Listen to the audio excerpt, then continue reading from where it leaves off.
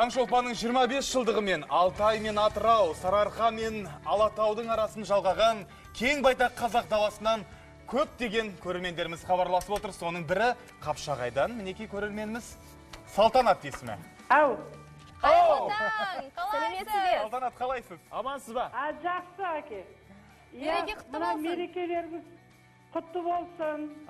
Барлықтарың сіздерді жақсы көреміз. Кей кезде уақыт болмайды сіздерді тыңдауға.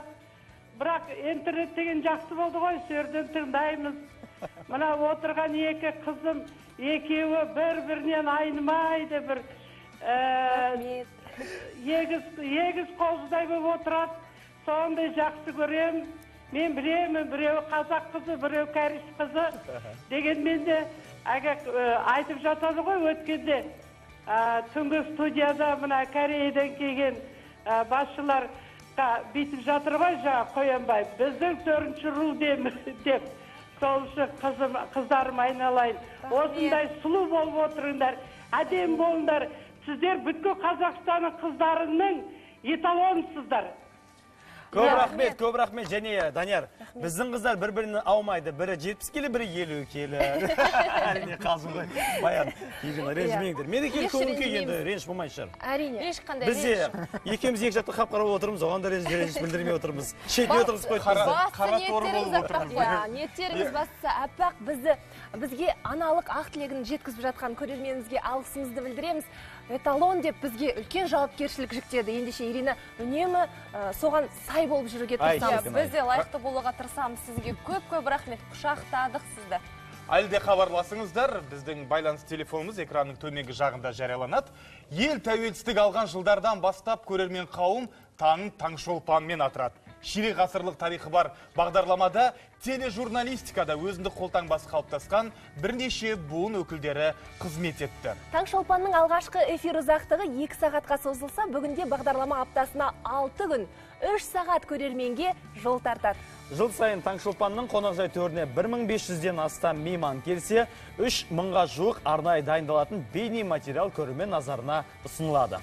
Күнделікті эфирді әзірлеу оңай емес. Мәселен, бізден бөлек кадрдан тыс 58 қызметкердің еселі еңбегі бар. Жүргізушілердің мәтінін жазатын сценаристер, оны түзетіп күзейтін, артығын алып, жоғын түгендейтін шеф-редакторлар. Сюжет жасап, бір тынбайтын тілшілер, осының барлығын ұйымдастыратын продюсерлер күн ұзақ тынымсыз еңбек етеді.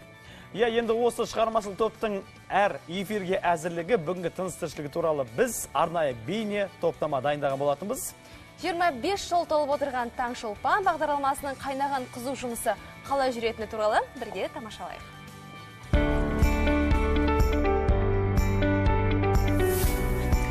Қайырлы таң, құрметті көрермендер. Сіздер осы уақытқа дейін 25 жылдық тарихы бар Таңшолпанның бұрынғы қызметкерлермен, бұрынғы жүргізушілермен таныс болып келе жатсыздар. Ал бүгін мен қазіргі толқынды, яғни Таңшолпанның қазіргі қызметкерлерімен таныстыратын болам. Ендеше біздің қауырт жұмысты бірге тамашалаңыздар. Қазір біз 17-ші қабатқа көтерілдік. Бұл жерде біздің ұжымның, яғни Таңшолпанның редакциясы бар, негізгі жұмыс осы жерде жүреді. Ендеше қазір жұмыспен таныстыратын болам. Жиналыс жүріп жатқан сияқты. Бұл Таңшолпанның басшылық құрамы. Бағдарлама продюсерлері Гүлжан Орынбаева мен Эльвира Ерғалина, және шеф-редакторлар Бауыржан Сабырбеков пен Олжас Қасым. Ал қонақ редакторларының жұмысы қауырт. Күн сайынғы тікелей эфирге келетін түрлі сала мамандарын студияға шақыратын осы арулар. Бұл біздің сценаристер. Бұлар тағы не білдіріп отыр екен, Ұжымдағы тынымсыз қызметкерлер. Жұмыс барысында жиі пікір таластырса да, соңында күнделікті эфирдің сценарийін бір адамның қолынан шыққандай етіп әзірлейді. Мөлдір, сізге. Бұл арулар біздің Таңшолпанның әкімшілері, барлық іс-қағаз жұмыстарын осы кісілер атқарады. Тіпті міне сіздермен байланыс жасап тұрған камераны да біз осы кісілер арқылы аламыз. Ал бұл кісілер біздің реквизиторлар. Таңертеңнен кешке дейін таңғы эфирға керекті барлық жабдықтарды осы кісілер іздеп табады. Жұмыстарыңызға сәттілік. Біз қазір 17-ші қабаттан 4-ші қабатқа түстік. Жанар, қалай? Жақсы. Сендерді іздеп жүрдім. Бұл қызметкерлер біздің режиссердің ассистенттері. Міне дәл осы жерде жұмыс жасайды. Қазір ертеңгі эфирге дайындалып жатқан сияқты. Жалпы таңертең ерте келіп, кешке кеш қайтатын қызметкерлердің бірі. Міне осы кісілер еңбектері өте көп.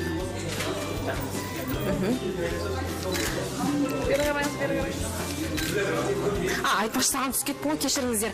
Бұл біздің СММ маман, яғни Балжан есімі, әлеуметтік желіде Таңшолпанның таралуына атсалысып жүрген қызметкерлеріміздің бірі. Балжан, сәттілік.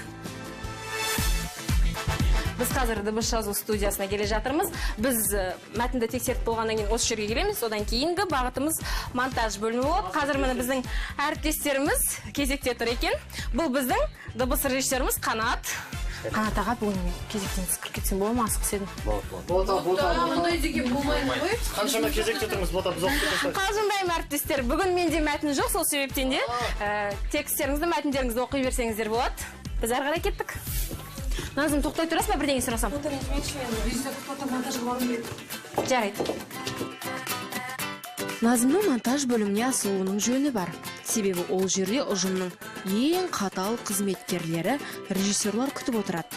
Бір редактордың монтаж жұмысына 10 минут кешігуі барлық жоспарды өзгертіп, жұмысты кешіктіреді.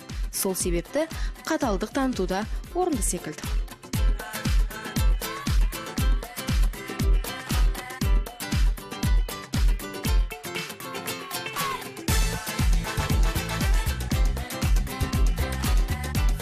Ал бұл журналистикалық комплекс. Бұл жерден біз камерамызды, петличкамызды, микрофонымызды алып, түсірілімге шығамыз операторлармен бірге. Біздің әріптестеріміз Шерхан мен Арайлымда түсірілімге шыққалы жатыр екен, Ал бұл кісі осы бейне инженер Мақсат Шымыр, ал мына жігіт оператор Бақытжан.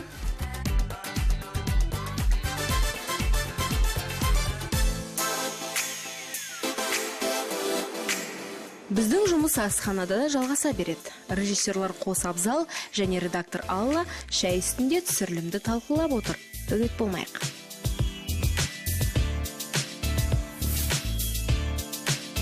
Бағдарлама Алматы студиясынан да шығатын білесіздер. Ендеше ол жақтағы әріптестерімізбен де таныс болыңыздар.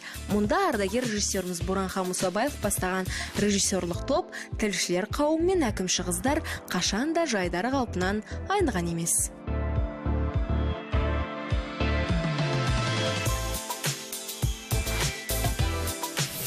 Құрметті көрермендер, міне Таңшолпан бағдарламасының қазіргі толқынымен сіздер де толық таныс болдыңыздар.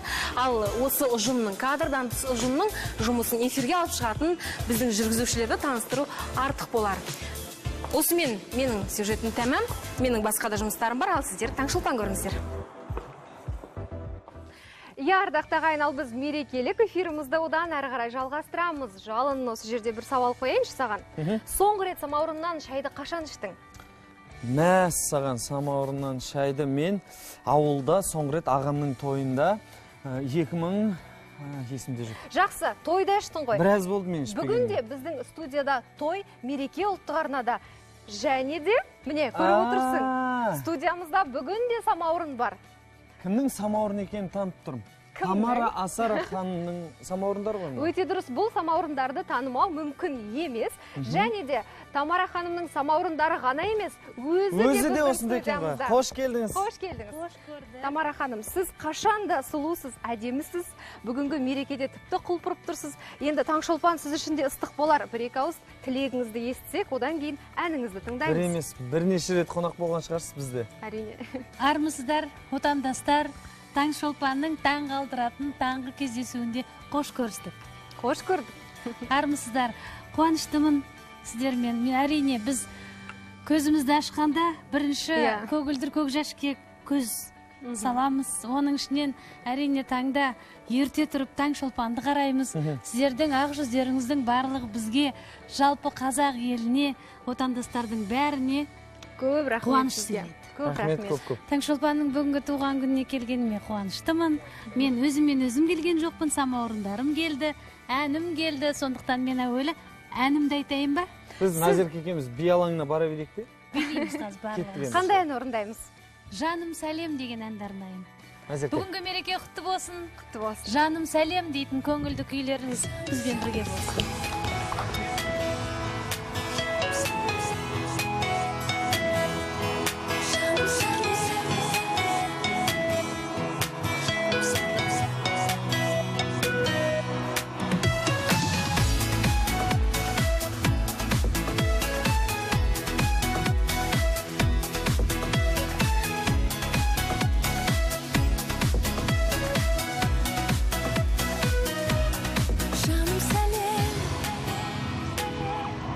Сезеді сені жүрегім, жаным сәлем. Сағыншы мені үнемі, махаббат лаулап атқанда, өзіме қанат қаққанда. Жаныма, жаныма, жаныма. Алаулаған жалындай жаным, арбаған сағымдай, қалай жүремін сағынбай сені, жаным. Алаулаған жалындай жаным, арбаған сағымдай, қалай жүремін сағынбай сені, жаным.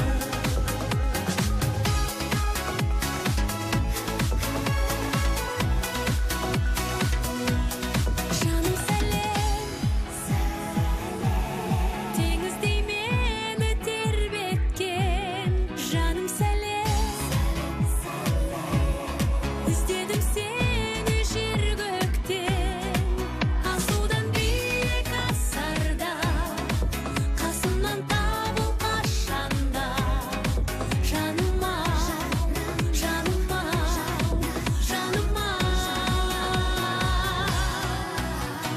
Алаулаған жалындай жаным, арбаған сағымдай, қалай жүремін сағынбай сені, жаным. Алаулаған жалындай жаным, арбаған сағымдай, қалай жүремін сағынбай сені, жаным.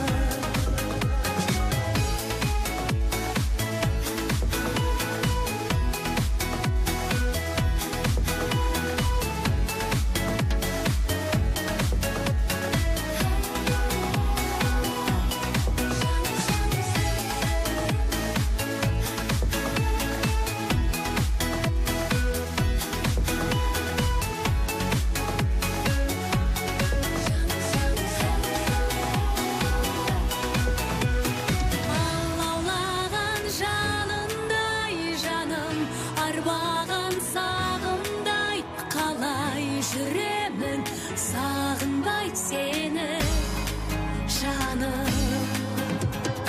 Алаулаған жалындай жаным, арбаған сағымдай, қалай жүремін сағынбай сені, жаным.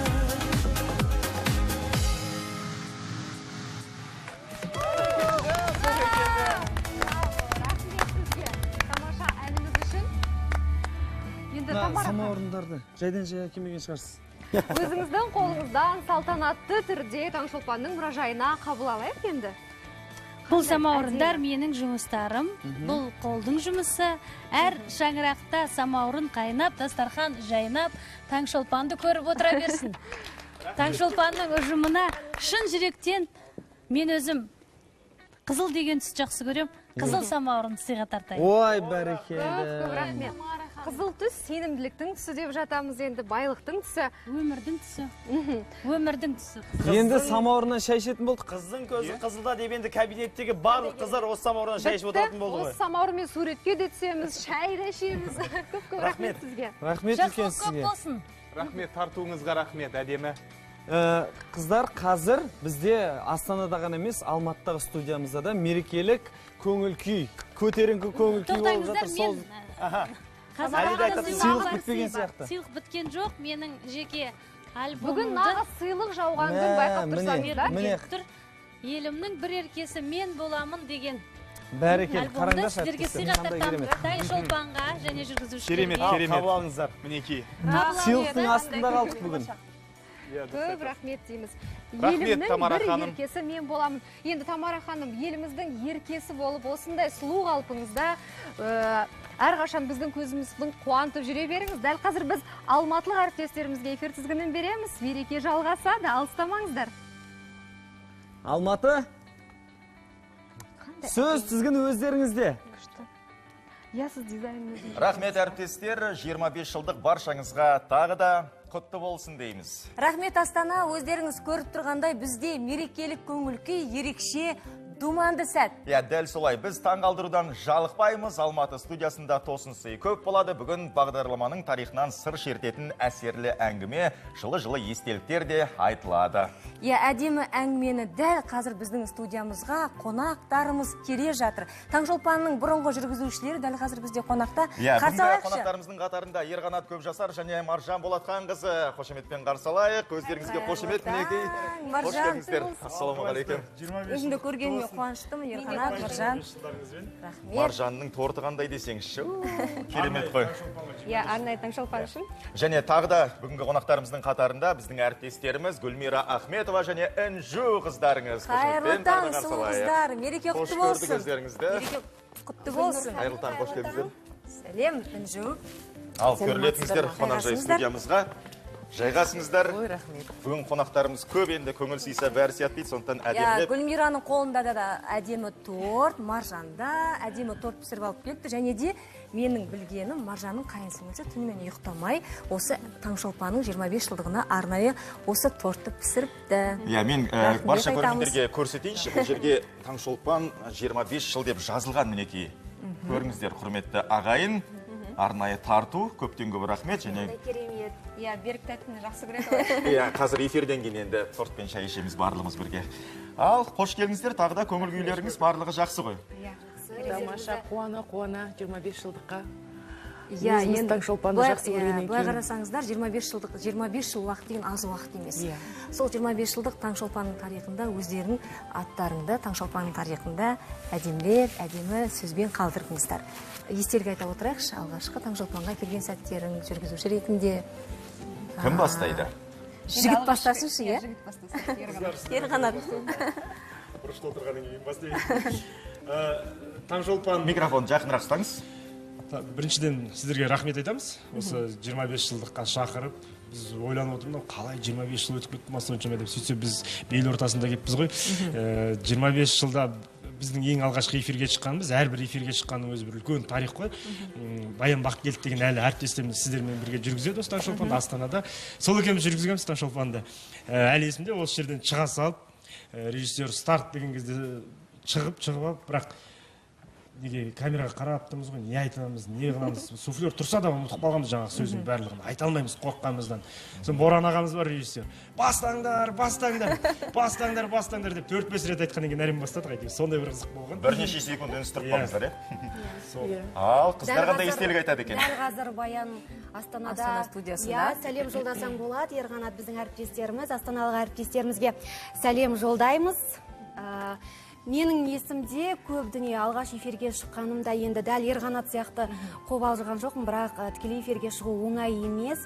Дегенмен қазір мен Гүлнұр ханымды көріп қатты қуанып отырмын, себебі Таңшолпандағы әрбір эфирім менің күні бүгінге дейін есімде. Енді көрермендер сене қоймас. Дегенмен де қазір Гүлнұр ханымға айтып жатырмын, сіз 3 жыл үйде отырып декреттік демалыстан соң міндетті түрде осы біздің хабарға келіп, мен Таңшолпанның тұрақты көрерменімін, үнемі көремін деп айтқан болатынсыз.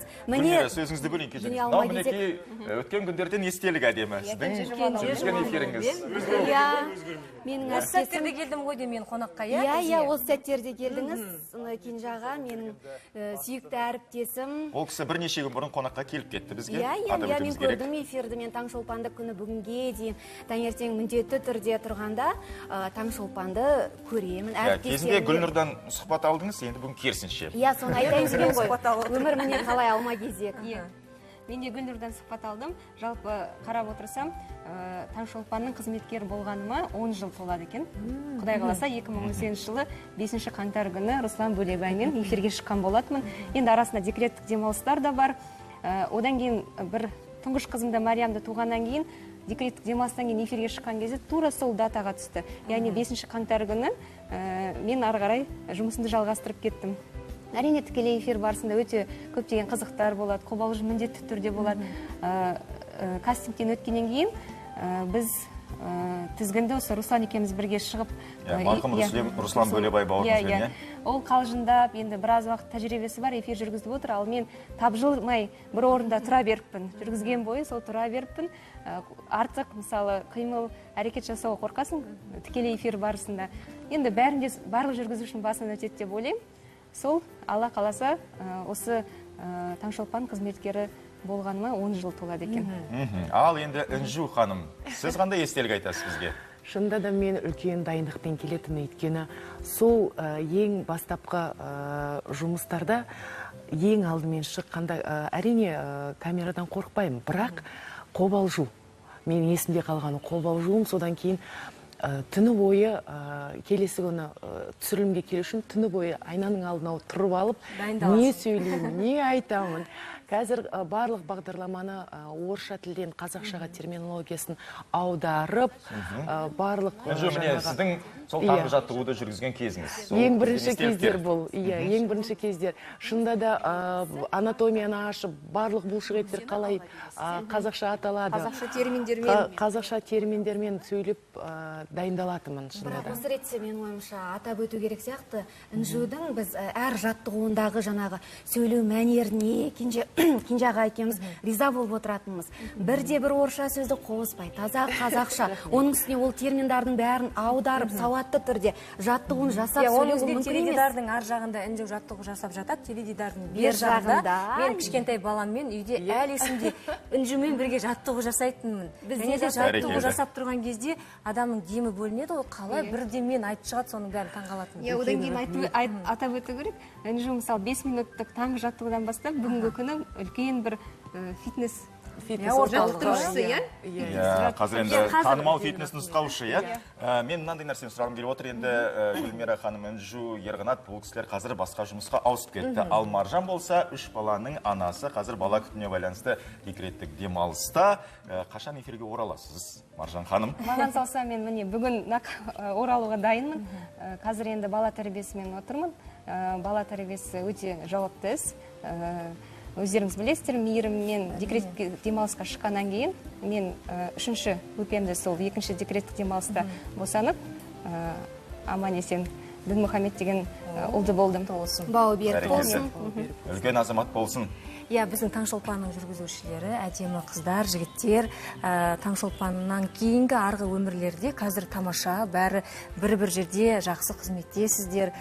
Өсу бар, өсіп жатырмыз. Ерғанатты енді елімізде коммерциялық арналардың бірінен жаңалықтар тізгіншісі ретінде көріп жүргенімізге өте қуаныштымыз. Ереке, жалпы Баянмен алғашқы эфирге шыққан сәтіңізді еске алдыңыз, жалпы кастингтен қалай өттіңіздер сіздер? Сол бір қызық болған деседі, айтып кетсеңіз. Кастингтен қалай өттім? Кастинг болады деп айтты. Содан кейін мен осы радиоға кірдім ғой, ең алғаш жұмысқа кірдім. Ол кезде салмақ деген салмақ бар, 105 келі жігітпіз. 105 келі? 105 келі адам сенгісіз, Кастингтен өткен жоқпын ғой. Мәселе сода отыр ғой, 105 келімін. Содан кастингке келдім. Ол жерде отырдық, сөйледік, не қылдық. Бәрі жақсы дейді, жаңағы сөйлегенің дауысың келеді. Бірақ та жаңағы Назира Бердал, ол кезде Назира ханымға сәлем жолдаймын, егер көріп отырса. Назира Бердал шығарушы редактор болды. Сосын айтты, бәрі жақсы, бірақ салмағың кішкене енді қатты толықтау екенсің дейді. Мәдениетті қылып айтып тұр ғой, енді тым семізсің деп айтамын ғой, енді қатты толықтау екенсіз, арықтасаңыз көрейік деді. Содан енді өзіме бірден мақсат қойдым, арықтау керек онда дедім. Ол кезде анау алыста өзеннің бойында тұрам, күнде 10 шақырым жүгірем. Бір айналдырған бір айдың ішінде біраз салмақ тастадым. Сол, сөйтіп қайтып келген болды, аламыз деді, сонымен алдығы. Бәрекелді, керемет естелік. Әттең тонның келтісі бізге берілген, сұхбатқа берілген уақытымыз тәмамдалып қалған екен. Сондықтан да осы жерден біз сұхбатымызды әдемілеп қорытындылайық. Таңғы уақыттарыңызды бөліп, Таңшолпанға келгендеріңізге көптен көп рахмет. Тікелей эфирден де осылай уақыт деген зымырап өте шығады, өздеріңіз білесіздер. Шақырғандарыңызға көп рахмет. Таңшолпан 25 жылдығын құтты болсын, Таңшолпан жасай берсін. Енді Алла қаласа 75 жылдығын, 100 жылдығын бірге атап өтіп берсін. Кездесер, ардагер болып, кездесіп отырайық. Ол кезде үлкен ата мен әже боламыз. Келе жатқан тәуелсіздік мерекесі құтты болсын, еліміздің тәуелсіздігі баянды болсын. Айтқаның десін. Рахмет. Құрметті көрермен қауым, Таңшолпан бағдарламасының бұрынғы жүргізушілері және қазіргі жүргізушісі біздің студиямызда қонақта болды. Ардақты ағайын, ұлттық арнадан алыстамаңыздар. Қазір бізде шағын ғана аңдатпа, одан кейін біз өздеріңізбен қайтадан қауышамыз. Тікелей эфирде Таңшолпан бағдарламасы Алматы студиясынан ары қарай жалғасуда. Баршаңызға тағы да қайырлы таң, күннің сәттілігін тілейміз. Бүгін біздің бағдарламамыз 25 жасқа толып отыр. Мерекелік эфир. Бүгін мерекелік эфир, 25 жылдық біздің мерекеміз құтты болсын. Және де бізді бүгінгі мерекемен құттықтап келіп отырған біздің қонағымызды шақырайық қазір студияға. Қазақ эстрадасының жап-жарық жұлдызы, әншілдарыңыз Ернар Айдарды біз Таңшолпанның төріне шақырамыз. Келіңіз, төрлетіңіз. Төрлетіңіз, қош келдіңіз, қайырлы таң, ортамызға тұра қалыңыз, мінекей. Сәлем, Ернар, қалың қалай? Ал енді бізге деген тілегіңізді айтсаңыз болады? 25 жасқа толып жатырмыз. 25-ке толып жатыр. Жалпы тілегім Таңшолпанға 25-ке толып жатыр. Алла қаласа ғұмырларыңыз ұзақ болсын. Әрқашан арайлап айтқан таңмен осы қазақ елін өстіп сыңғырлаған дауыстарыңызбен оятып, жақсы-жақсы жаңалықтарыңызбен таңдарды осындай Таңшолпандарды жолға берейік. Бәрекелді. Енді бізге ән айтып бересіз ғой? Ән айтамыз. Ән шашумен келіп отырып қой. Қандай ән? Ешкімге айтпа деген. Ешкімге айтпа, Таңшолпанның 25 жылдық мерекесінде Ернар Айдар. Ал, кеттік олай болса. Тыңдаймыз. Бастаймыз. Ернар Айдар.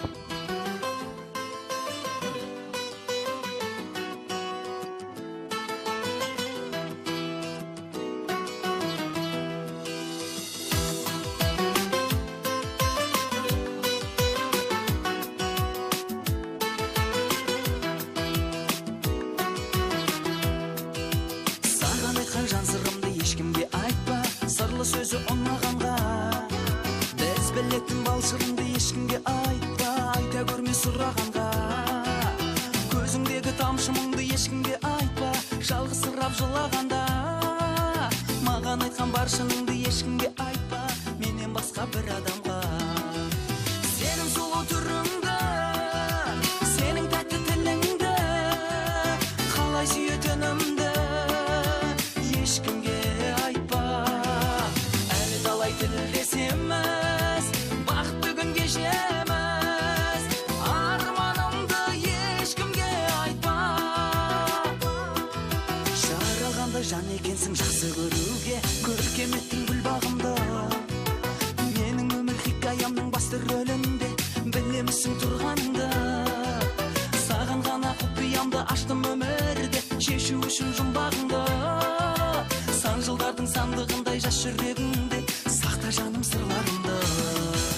Сенің сұлу түріңді, сенің тәтті тіліңді, қалай сүйетінімді ешкімге айтпа. Әлі талай тілдесеміз, бақытты күн кешеміз, арманымды ешкімге айтпа. Әлі талай тілдесеміз, бақытты күн кешеміз, арманымды ешкімге айтпа.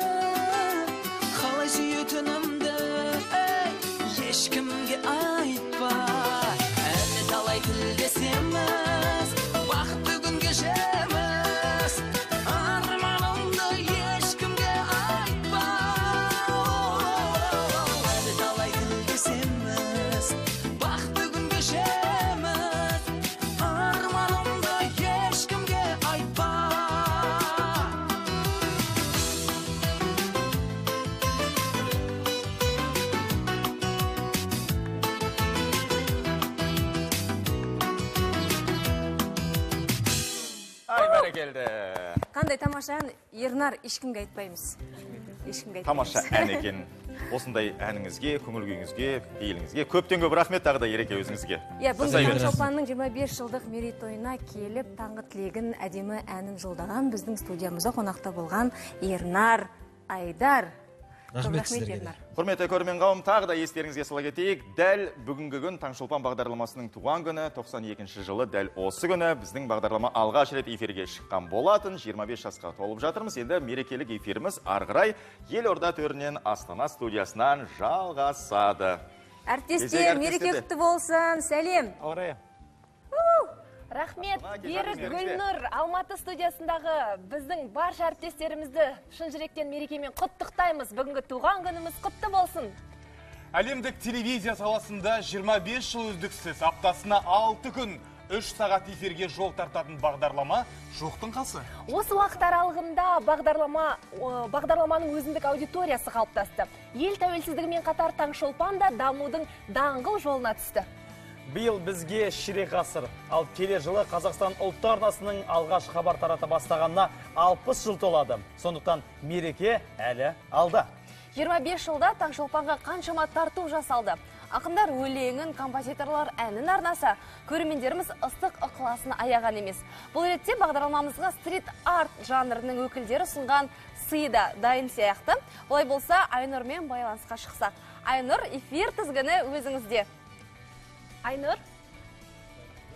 Аха, қандай сурет шықты екен? Сый тарту дайын ба? Рахмет әріптестер, көрермендерімізге тағы да қайырлы таң дейміз. Әлгінде уәде еткеніміздей, Таңшолпан бағдарламасының 25 жылдығына арналған сурет аяқталуға жақын, сіздерге толық нұсқасын көрсеткіміз келеді. Сонымен Ержан, Әли, қалдарыңыз қалай? Керемет бір туынды шығып жатқан сияқты, енді өзіме ұнап тұр, әрине бағасын біздің патша көңілді көрермендеріміз береді. Өздеріңіз қалайсыздар? Ұнап жатыр, көңілден шықты. Тоңдыңыз ба? Кішкене тоңып қалды. Ержан? Енді сол соңғы әрлеу жұмыстарын жасап жатырмыз, енді бітіп қалған сияқты негізінен. Сол өзімізге ұнап жатыр енді. Сіздерге алдағы уақытта да сәттілік тілейміз, еңбектеріңіз жана берсін. Рахмет жігіттер, көп рахмет. Ал қымбатты көрермен, біздің бүгінгі таңымыз осындай керемет көңіл күймен басталды. Сіздерге де күн шыққанда күліп ояныңыздар дегіміз келеді, және Таңшолпан бағдарламасымен бірге болыңыздар. Әріптестер, сөз кезегі өздеріңізде. Айнұр, көп рахмет, өзіңізге алғыс білдіреміз. Расымен де міне Алматы қаласының әдемі бір орнында Таңшолпанның 25 жылдығына арналған кереметтей естелігі қалды деп есептей беріңіздер. Қашан барамыз енді Алматыға? Алматыға бару керек. Сол жерге барып суретке түсейік енді. Міндетті түрде. Сол суреттің аясында суретке түсіп, көрермендерге ұсынайық. Әлде хат жазып жатыр ғой, иә? Хат хабар өте көп. Құттықтаушылар легі толастамай жатыр.